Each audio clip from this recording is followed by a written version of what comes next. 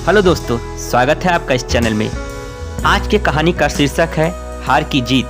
दोस्तों, यह कहानी आप बहुत बार सुने होंगे, लेकिन हर बार यह कहानी आपको नई सीख देकर जाएगी।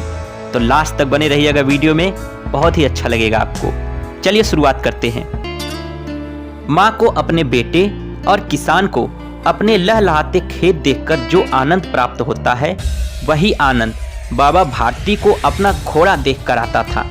भगवत भजन से जो समय बचता, वह अपने घोड़े को अर्पण हो जाता। वह घोड़ा बड़ा सुंदर था और बड़ा बलवान। इसके जोड़े का घोड़ा सारे इलाके में न था। बाबा भारती उसे सुल्तान कहकर पुकारते और अपने हाथ से दाना खिलाते और देख देख कर प्रसन्न होते थे। बाबा भारती गांव से बाहर एक छोटे से मंदिर में रहते और भगवान का भजन करते थे। मैं सुल्तान के बिना नहीं रह सकूंगा। उन्हें ऐसी भ्रांति सी हो गई थी। वे उसकी चाल पर लट्टू थे। कहते, ऐसा चलता है जैसे मोर घन घटा देखकर नाच रहा हो। जब तक संध्या समय सुल्तान पर चढ़कर 8-10 मील का चक्कर न लगा लेते, तब तक उन्हें चैन न आता। खड़क सिंह उस इलाके का प्रसिद्ध डाकू था।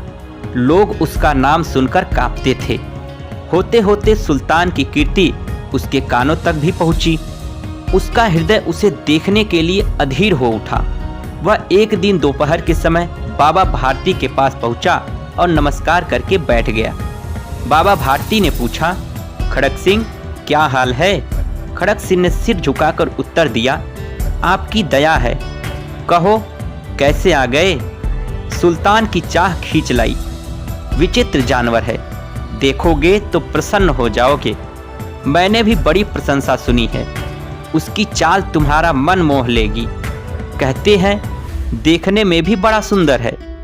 क्या कहना, जो उसे एक बार देख लेता है, उसके हृदय पर उसकी छवि अंकित हो जाती है।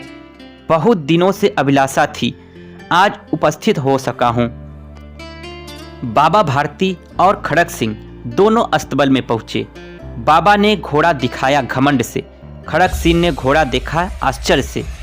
उसने सहस्त्रों घोड़े देखे थे, परंतु ऐसा बांका घोड़ा उसकी आंखों से कभी न गुजरा। सोचने लगा, भाग्य की बात है, ऐसा घोड़ा खड़क सिंह के पास होना चाहिए था। इस साधु को ऐसी चीजों से क्या मतलब? कुछ देर तक आश्चर्य से चुपचाप खड़ा रहा। इसके पश्चात हृदय में हलचल होने लगी। बालकों की तरह अधीरता से बोला, परंतु बाबा जी, इसकी चाल न देखी तो क्या देखा? बाबा जी भी मनुष्य ही थे। अपनी वस्तु की प्रशंसा दूसरे के मुख से सुनने के लिए उनका हृदय अधीर हो उठा। घोड़े को खोलकर बाहर लाए। उसकी चाल देखकर खड़क सिंह के हृदय पर मानो सांप लौट गया। वह डाकू था और जो वस्तु उसे पसंद आ जाए, उस पर वह अपना अधिकार समझता था। उसके पास बाहुबल था और आदमी भी थे। जाते जाते बोला, बाबा जी, मैं यह घोड़ा आपके पास न रहने दूंगा। बाबा भारती डर गए। अब उन्हें रात में नींद न आती थी। सारी रात अस्तबल की रखवाली में कटने लगी। प्रति क्षण खड़क सिंह का भय लगा रहता, परंतु कई मास बीत गए और वह न आया। यहाँ तक कि बाबा भारती कुछ असावधान हो गए। इस भय को स्वप्न की तरह मिथ्या समझने लगे। संध्या का समय था। बाबा भारती सुल्तान की पीठ पर सवार होकर घूमने जा रहे थे। इस समय उनकी आंखों में चमक, मुख पर प्रसन्नता थी। कभी घोड़ों के शरीर को देखते, कभी रंग को, और मन में फूले न समाते थे। सहसा एक ओर से आवाज आई, ओ बाबा, इस कंगले की बात भी सुनते जाना। आवाज में करुणा थी। बाबा ने घोड़े को थाम लिया। उतर कर देखा, एक अपाहिज वृक्ष की छाया में पड़ा कराह रहा है। बोले, क्यों, तुम्हें क्या कष्ट है? अपाहिज ने हाथ जोड़कर कहा, बाबा, मैं दुखिया हूँ, मुझ पर रहम करो। रामवाला यहाँ से 3 मील दूर है। मुझे वहाँ जाना है। घोड़े पर चढ़ा लो, परमात्मा तुम्हारा भला करेगा। वहाँ तुम्हारा कौन है? दुर्गा दत्त वैद्य का नाम आपने सुना होगा। मैं उनका सौतेला भाई हूँ। बाबा भारती ने घोड़े से उतरकर अपाहिज को घोड़े पर सवार कर दिया और स्वयं उनकी लगाम पकड़कर धीरे धीरे चलने लगा। सहसा उन्हें एक झटका सा लगा और लगाम हाथ से छूट गई। उनके आश्चर्य का ठिकाना न रहा। उन्होंने देखा कि अपाहिज घोड़े की पीठ पर तन कर बैठा है और घोड़े को दौड़ाए लिए जा रहा है। उनके मुख से भय, विस्मय, निराशा से मिली हुई चीख निकल गई। वह अपाहिज डाकू खड़क सिंह था।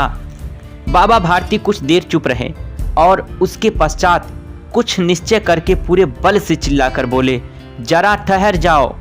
खड़क सिंह ने उसकी आवाज़ सुनकर घोड़ा रोक दिया और उसकी गर्दन पर प्यार से हाथ फेरते कहा, बाबा जी, यह घोड़ा अब न दूंगा, परंतु एक बात सुनते जाओ। खड़क सिंह ठहर गया।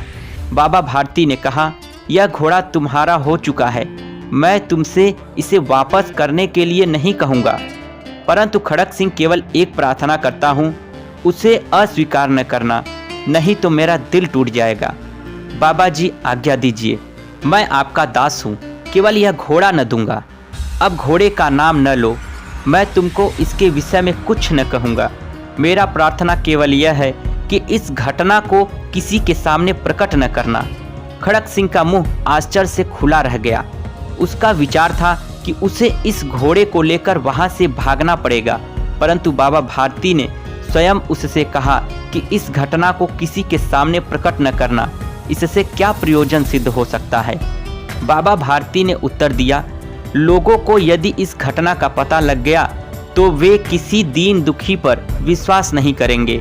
और यह कहते कहते उन्होंने सुल्तान की ओर से इस तरह से मुंह मोड़ लिया जैसे उनका उससे कोई संबंध ही न रहा हो।